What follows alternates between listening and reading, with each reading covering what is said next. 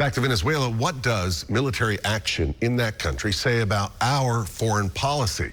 A prominent Vanderbilt professor of international relations says it could be the start of a major strategy shift. He spoke to News Channel 5's Ben Hall on Inside Politics about Venezuela, Greenland, and America's changing role in the world.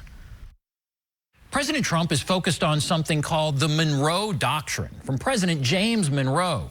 It says the United States has the right to police the entire Western Hemisphere for its own security.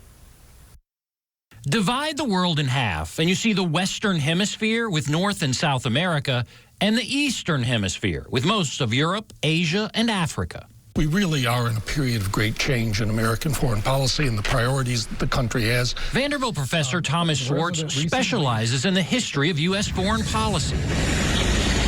He believes the military action in Venezuela signifies a new era in American diplomacy, one that relies on an old policy. What seems to be happening is we're going back 100 years, 100 or 20 years or so, back to the Teddy Roosevelt early part of this century. Teddy Roosevelt enforced the Monroe Doctrine, written by President James Monroe in 1823. It said the United States should control the Western Hemisphere for its own security. President Trump has added to the Monroe Doctrine, even calling it the Donroe Doctrine. The United States then has to, for its own security, take strong and decisive action within the hemisphere. That also explains, of course, the attempt to deal with Greenland as well as the Venezuela. Greenland is in the Western Hemisphere, and President Trump has insisted it should be part of the United States for security reasons.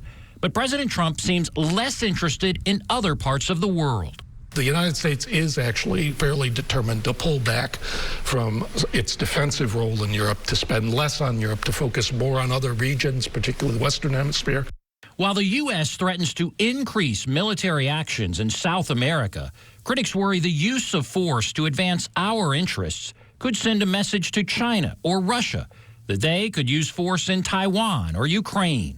We have to come up with a way to advance our national interest that does not, at the same time, I think, put us in league with other more ruthless authoritarian powers. The world is watching and waiting to see how America's changing position will play out. You can see my entire interview on Inside Politics. Yeah, indeed. There's much more to the interview, as Ben mentioned. If you'd like to hear more of this discussion focused on America's future foreign relations policy, well, you don't have to wait too long. You can tune into Inside Politics starting at 7 over on the Plus.